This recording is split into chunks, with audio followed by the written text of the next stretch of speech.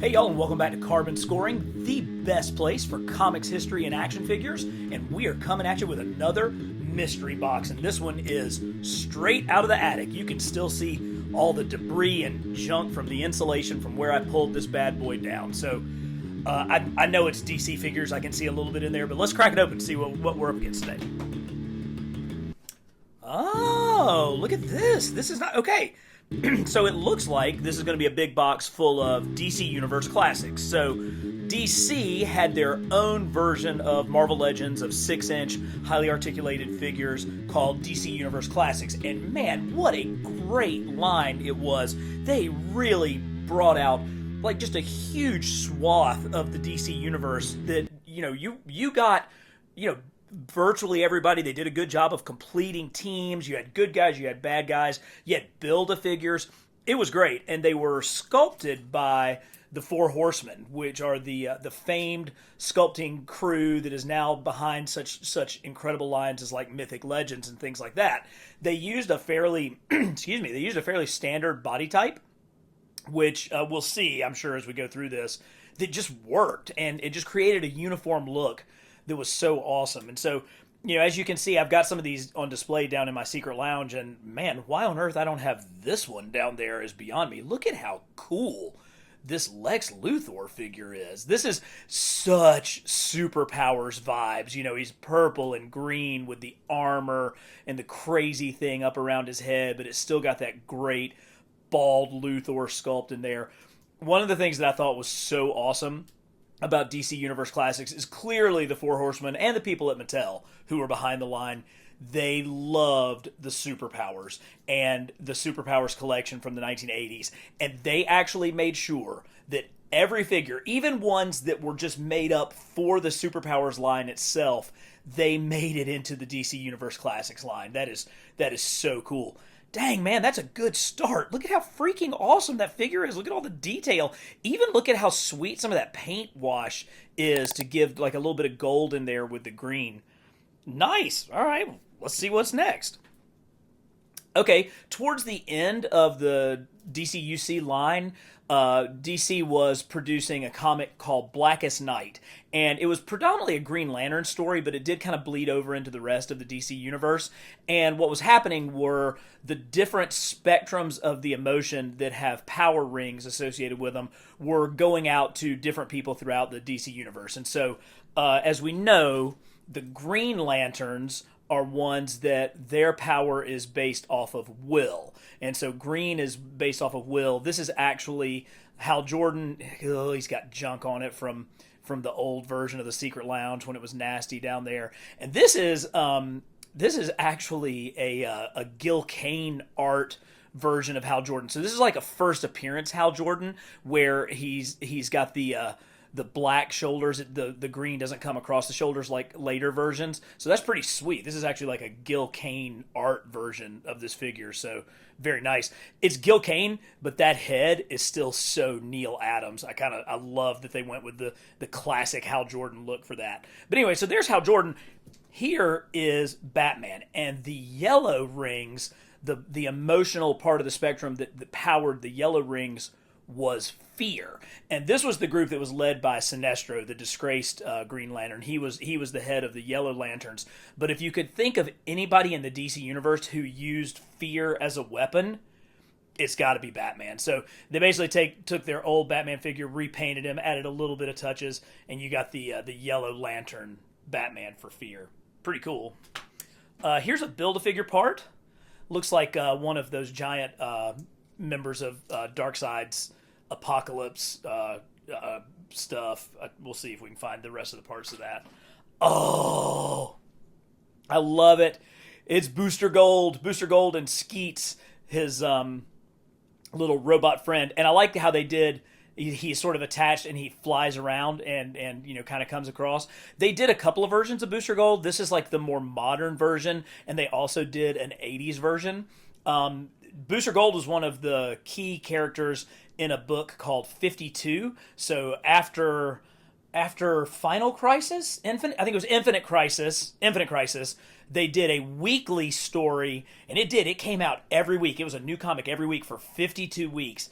And part of that story had Mr. Mind, the crazy worm dude that was one of Captain Marvel's bad guys, but Mr. Mind had gotten into Skeets and was like causing all this trouble and damage in the DC universe. So how cool is it that not only do we get this like modern Skeets that goes along with Booster Gold with a super awesome clear goggles, Todd McFarlane, this is what it's supposed to look like, but they actually went ahead and hooked us up with Mr. Mind inside. That is one of my favorite characters. That is so cool. Look how good that character looks.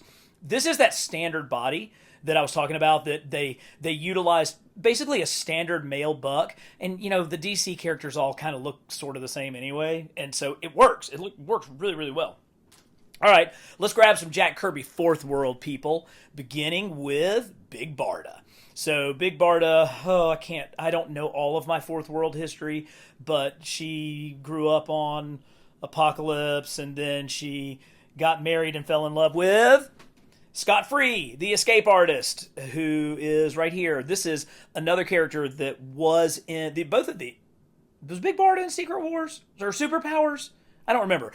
Mr. Miracle was, and so thankfully we got this nice, very, very Kirby looking Mr. Miracle. Great, paint applications, giving it that Kirby look, the Kirby sort of designs with the dots everywhere. So these two, obviously go really well together. Now, they use the standard female body for Big Barda, which is a little bit off because that actually has her shorter than her husband when she's actually significantly taller in the books. Big Barda's a giant. I mean, she's like 7 feet tall. So a little bit of a miss there, but God, look how great that helmet is. And nice sculpt underneath.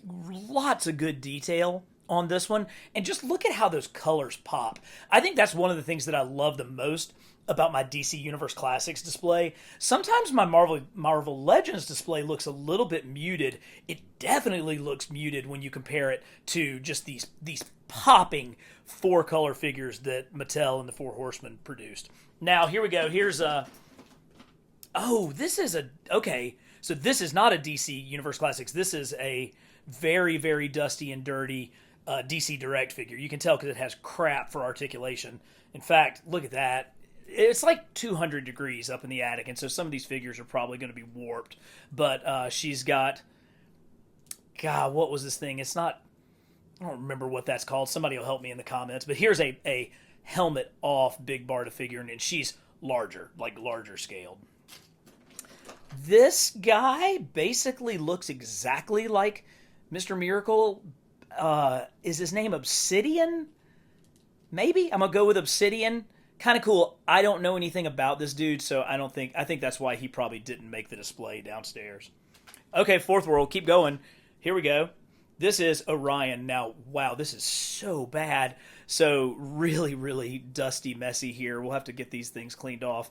Orion was the son of Darkseid, right? But then he grew up over on New Genesis and actually had like a good life, whereas Scott Free was like the son of the Allfather, but he got shipped off to Apocalypse. So this guy should have grown up as a prince on New Genesis and lived a great life. Instead, he ended up on Apocalypse, whereas Orion, the actual son of Darkseid, ended up on New Genesis. It looks like, does his helmet come off? Yes, it does. I always love that. Very cool. Kind of a little bit of a flat head sculpt there in order for the helmet to work. But again, Kirby. Look at that. Look at how Kirby that whole thing is. I hate that his head's a little bit loose. Again, standard male buck for DC Universe Classics. Works every time. Cool. Oh, God, this is awful. Y'all are going to go insane in the comments when you talk about how dirty these things are. So this is Starman. This came from Jeff Johns' version of the Justice Society. And I think he had maybe something to do with the Legion of Superheroes as well. There's some kind of connection there.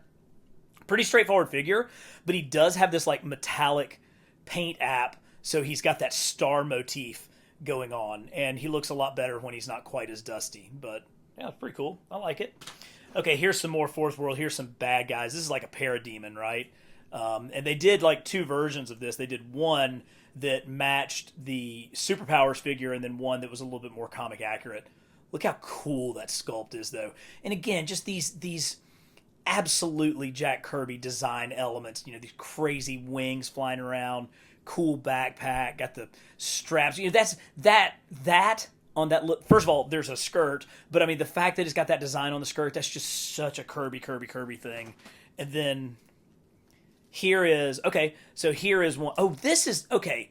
All right, I think I'm getting it now. I'm dialing in slowly. So I think this is like the comic accurate version, and this is the one that looks more like what the Superpowers line looked like for their Parademon. But again, what a attention to detail that in a toy line where space is at a premium. I mean, you guys know how hard it is to get toys on the daggum racks. These things were there, and they actually made multiple versions of these characters. Very, very cool. Looks like we've got some more members of the Justice Society. Here is Mr. Terrific. You can tell because it says Terrific. He had something that attached to his back. Maybe it'll show up. You know, that paint app has to be tight for that to work, for that T on his chest. Really cool. Fair play. Nicely done. Cool overlay with the jacket for Mr. Terrific. Here's Aquaman from some period in time. I want to say this was like a 90s version of Aquaman. I guess that's like sea camouflage that he's wearing, you know, with like the waves and stuff. You would stand out pretty hard in like an orange jumpsuit with green bikini bottoms, so I guess this makes a little bit more sense for Aquaman to kind of look like the ocean itself. Whatever. Here's a Nick Fury head. You know, the dude's a spy. I guess he's in here trying to spy on the DC Universe Classics line. So let's move Nick Fury somewhere else. We'll take him and put him over there. Another Hal Jordan. This one is a DC Direct Hal Jordan. This one, though, is, I think, based off of... I think this came out in the Darkest Night line, so it kind of made sense with that Batman that we saw earlier. This one is based off of the artwork of Ivan Rice. Ivan Rice was the artist who drew Blackest Night, and he's brilliant. I mean, he's a great... I think that he's a Brazilian artist. Really, really cool. And his work on that book was outstanding. So this is a DC Direct figure. A little bit more metallic paint going along with that. All right. Okay. So Hawkman, but more of a, I think, Justice Society Hawkman. He's got kind of the 50s or earlier head sculpt there. It's got that sweet hawk on it. Of course, he comes with his mace. I think it's pretty standard like the modern Hawkman from here down, but let's get rid of that. But, you know, great. And then, of course, they did a good job. Look at that. I mean, those wings really, really do. I mean, those are long. They expand out really well. And they're nicely sculpted, you know, feather detail all the way through. Oh, and they come back, too. So, I mean, that's a fair amount of articulation. And, of course, you've got this just buff Hawkman. But that head sculpt, Justice Society, kind of golden age Hawkman. Nice. I do love Green Lantern, so that's another... This is kind of like a powered up translucent Green Lantern. I'm also a sucker for translucent figures. Raise your hand if you ate like 43 boxes of cereal back in like 1997 trying to get the Spirit of Obi-Wan figure from the reinvigorated Powers of the Force line when it first came out. I know that I did. I went through a bunch of cereal to try to get that figure, so pretty cool Hal Jordan there. I like it. God, I don't know, man. This is as good a figure as this line produced. So this is Gentleman Ghost. And I mean, just freaking awesome. We got to get some dust off of my man here because he needs to be displayed well. Look at how his cloak fades down to translucent. You can see it. It happens down here with the leg as well, where it goes invisible. But just, and even here across the top of his duster, you can see through that. But I love how the duster coming up has the top hat sitting right on top, and there's his monocle just floating in the air. This is the coolest dadgum figure that if there's a cooler figure in this box, I can't wait, because I mean, this thing is awesome. I love the flower on his lapel. Look at his fluffy tie, his suit. He's got a vest and then another vest, but the way that they created the image of that floating head with that floating monocle, oh, so good. Gentleman Ghost. I want to say this was kind of a hard figure to find. It was relatively valuable. I think I actually have two of them, and one should be on display down in the secret lounge. But man, that thing is fabulous. We're gonna pay special attention to that. Here we go with some more Justice Society.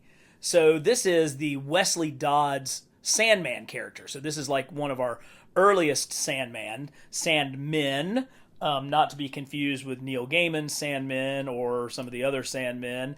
And he's got his like gas mask on, his like World War I, World War II gas mask, which they really did a nice job of sculpting. Plus, look at that. Look at the detail on his tie. I mean, this is like the same body that they used for like the Riddler and, people who had, just kind of this general kind of suit. But then when you add this purple cape and you give it this really dedicated head sculpt, it's a great way to reuse figures and get the most out of your sculpts. And it's part of the reason why they were able to give us so many different versions of characters in this line, because they did do a good job of reusing sculpts when appropriate. So, speaking of Riddler, here is a like an 80s Riddler. So this would be like kind of like your Superpowers or Super Amigos Riddler.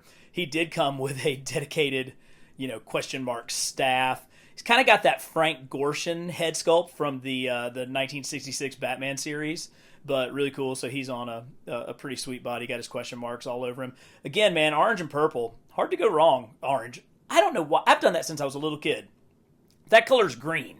That color is not orange, it's green. Green and purple look really good. I've probably already said it 3 times in this video.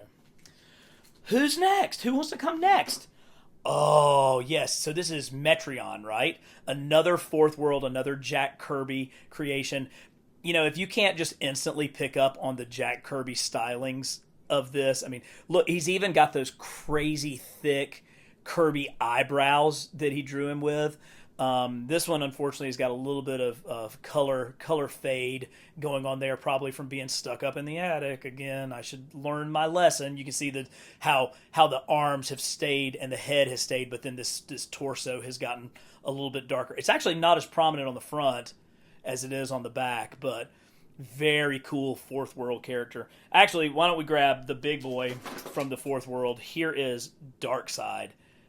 Oh, man. He doesn't shoot any kind of laser beams out of his eyes. We've gotten a bunch of different characters of Darkseid, but this one's pretty solid. He maybe could be a little bit bigger. I think he is like roughly the same size as the figures that we've just seen, which is okay, but I kind of always picture him as being just massive. But pretty cool. Really, really strong. Look at that furrowed brow. Just look at how that brow comes down over the eyes. Very cool. Very, very cool. Oh. All right. So this is Magog. Probably pronouncing that wrong, but this is from Alex Ross's Kingdom Come storyline. So that was kind of a future DC universe where heroes had turned like super dark, and Magog was like the most powerful one. It was basically kind of a might makes right sort of scenario, and he was the epitome of that. He's got his specific staff here.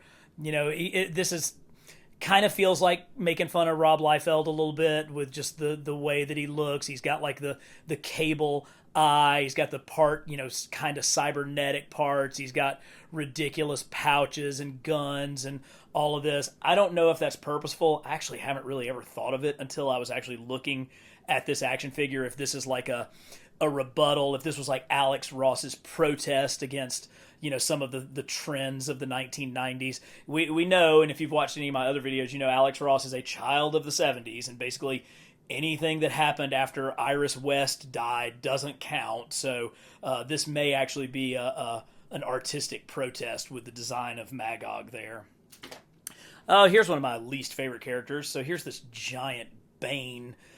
He's got his juice flowing in there, and why I don't like this one is there's so little articulation at the hips. It just these figures all have terrific articulation, ball joints everywhere, but this bad boy just has kind of a V joint there, so you kind of have to get him in sort of this standing crouching pose. I think that this Bane sculpt, it may not have been this exact figure because I want to say the camo pants are maybe a different variant or something, but I want to say that this Bane figure came out in the Batman and the Superman lines that were just prior to the actual release of DC Universe Classics. Yeah, here we go. Here we go. We've got like the Martian version of Martian Manhunter. So he has his more Martian head sculpt with, you know, the cone heads look that he's got going on there. Still, you can see, you know, that classic Martian Manhunter face, but then the head sculpt is a little bit different. And then it's pretty sweet that he comes with this, you know, hand accessory where he's using his powers of transmutation to create kind of like a scythe there. Again, though, I love just how bright and vibrant these colors are. I think that's something that is very different about the DC universe compared to the Marvel universe, and this toy line managed to like really get that to show, which is sweet. Okay, Nightwing. So very cool, such cool hair. You know, Dick Grayson as Nightwing. Oh yeah, look, it's got the thing where you could put his like clubs, attach them to the back. Hopefully they're down in there somewhere. But very cool, kind of modern Nightwing costume. And since we're talking about Robins, let's grab the Tim Drake Robin. So again, he's got kind of that cool guy Tim Drake hair. He also has on like leggings. So that's one of the ways that you know that this is Tim Drake. Plus, I think his Robin had, you know, the black cape with the yellow on the inside, but that's what we're dealing with here is Tim Drake. So very nice. I like it. Hey, Mary Marvel. Look at how cute and innocent and just kind of bat stuff crazy Mary Marvel is. There have been some really, really interesting takes on the Marvel family, and I haven't read them all, but kind of crazy. That's not the most attractive female action figure, but you know, again, yellow and gold, yellow and red look really good together. I need to go back to kindergarten, learn my colors. Atom Smasher, another member of the Justice Society. Again, look at this, man. This is like Marvel giving us like all the members of the Thunderbolts, you know, and you know, instead we get like virtually every member of the Justice Society got made in this line, even when their colors are terrible, even when they've got like brown mixed with yellow, red, and blue. Got all three of them that time. Not so bad. This is not one of those DCUC. This is a DC Direct figure. Again, less articulation, but maybe a little bit more variety in the sculpt. And this Aquaman, clean him off. Wow, like that's like a I'm currently swimming and here's my hair going everywhere Aquaman. Really nice, really nice detail in that chainmail and the gold, the metallic gold that's going on there. That does match with the green really well. He's got these cool gauntlets. Oh, look at that. Look at how much detail they sculpted into those gauntlets. That's nice. Plus, really kind of dynamic hand sculpt. That's a cool figure. I don't really have a place for it anywhere on display, but it's a pretty cool figure. Okay, you're going to have to help me. I don't remember all the different crazy DC villains. This guy's probably like Copperhead or something like that. Again, cool. Love that kind of chainmail sculpt. I like this costume. I like the colors. I like the hood. I just don't know anything about this guy. He's got shoulder pads. I know that. He's kind of like, he sort of looks like DC's Serpentor. Maybe that's why I think his name's Copperhead. He's got sort of that G.I. Joe Serpentor vibe going on with the colors and the hood and everything. Yeah, that's pretty cool. I like it. Oh, okay, here is the even more virginal white version of Mary Marvel with her tiny little arms, which I guarantee you if I sat there and played with these for any length of time, they would most assuredly break. I like her little boots. Yeah, that's kind of cool. And she's got kind of the half cape. If you don't know, Elvis Presley was like the hugest Captain Marvel fan. And so if this cape looks familiar and looks like something Elvis would wear, that's not a coincidence. He actually patterned his like on-stage persona off of like, you know, Captain Marvel Jr. So kind of sweet. All right, so here is another one of the Blackest Night figures. This is a DC Direct figure. Again, you can tell kind of the difference in the sculpting.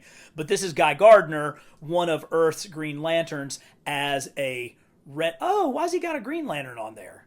He should be wearing... Does he have one? Oh, here we go. He's got them both. So that's kind of cool. So here is his red lantern ring, and I guess here he still has his original green lantern ring, but the red lanterns were rage, and certainly Guy Gardner is one that would be most susceptible to falling prey to rage and trying to use rage as his will, as his emotional spectrum power source. Cool design. You know, it actually kind of looks like the shape of the Red Lantern battery. Again, really sweet metallic paint sculpt. You paid a little bit extra for those DC Direct figures back in the day, but you got a little bit extra with them, so pretty cool. This is a Build-A-Figure. I do have all the other parts downstairs. Here's more kind of Build-A-Figure segments going around. Okay, so here's Sinestro, but here's Sinestro when he was still a Green Lantern. There he's wearing his power ring there. Sinestro obviously became the head of the Yellow Lanterns, as we mentioned, but wow, cool. Look at the detail into that head.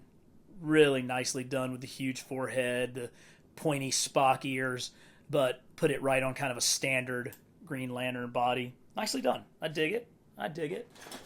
Oh, okay. So we saw the hooded Big Barda back at the beginning of the video. Here is the variant version without the hood. So this is actually the DC Universe Classics, the one that we were looking at the beginning, but the variant version. That's really nice. That's cool. Again, how cool is it that we got all these different characters? And they came out in a fairly short time frame. I mean, they were cranking out wave after wave after wave. I got to give Mattel some serious props for that. Oh, nice. Look at the attitude. So Guy Gardner, of course, had the most 80s of Green Lantern, outfits. Like, it's not a members-only jacket, but can't you see it? Can't you just sort of feel that members-only vibe there? Of course, he's ready to throw a punch with this fist, and he's got his power ring with this one. So here's Guy, kind of got the sideways look, that, I'm better than you smirk, ready to pop off with some kind of crazy comment. Oh, that's nice. That is a nice figure. Cool white line there, but it's all about the jacket. Guy is instantly recognizable with the 80s jacket going on. I don't know much about this version of Aqualad. It's pretty cool. This must be, I think this is DC Direct as well because of that joint. Got the classic Aquaman belt logo going on. Maybe you guys can help me, tell me a little bit more about this guy. I just don't know a whole lot about him. Starro, some kind of Starro piece. I don't know if it's supposed to attach to somebody's head or what. And we got some extra bases down here. Here is a base for the Blue Lanterns. This was cool. The DC Direct figures, each of the different lanterns came with a base representing them, and of course they had their lantern as well. Oh, that's like the Spear of Destiny, isn't it? I think that's one of the most important Justice Society tokens, is the Sphere of Destiny. Here's the Blue Lantern to go with the Blue Lanterns. And, hey, let's just grab some. So, Yellow Lantern, Red Lantern, and you can see they do have different shapes and designs. If you remember, actually, we'll pull him back out. So, here's the handle part of the Red Lantern. Look at how the artist kind of replicated that on Guy Gardner's suit. You can see it. It's pretty cool. I like it when they kind of cross-reference that. Of course, I've got a million Green Lanterns in here. Here's an alternate Green Lantern head, so you could switch some out. All right, we got a couple of more. Let's see who we got. This is Stargirl. Oh, Stargirl is the one who has the staff, right? She comes with the staff. So I believe she was a Jeff Johns creation from his time on Justice Society. Gosh, that's a nice figure. I love how bright and shiny that is. And she just look at that smile. She was always kind of depicted as a super happy character, and that really comes across. I love it when the figures are able to really kind of show the personality of what they were meant to be in the comics. So really cool. Lots of other different accessories down here. Here is a really, really frightening Michael Turner designed Supergirl head that has seen better days. I just happen to remember that. That is... Yikes. You go back down there.